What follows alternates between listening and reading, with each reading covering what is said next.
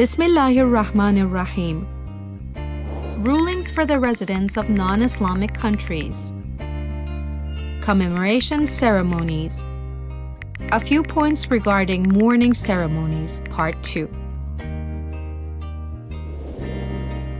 There is no problem in using ensign or alam on the condition that it causes no inconvenience for passerbys and no harm for the one who carries it, and the statues of animals and such like are not used in it. However, the best alternative to alam is using appropriate flags in the mourning ceremonies of Abu Abdullah al-Hussein alayhi salam. Making plaster statues of Dhul Jannah and the like and making ziyarah and offering nadhr for them is wrong and haram.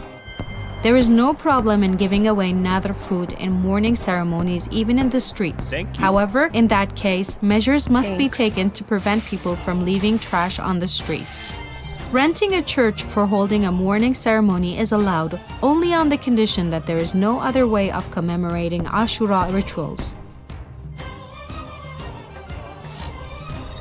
Institute for compiling and publishing the works of Ayatollah Makarim Shirazi.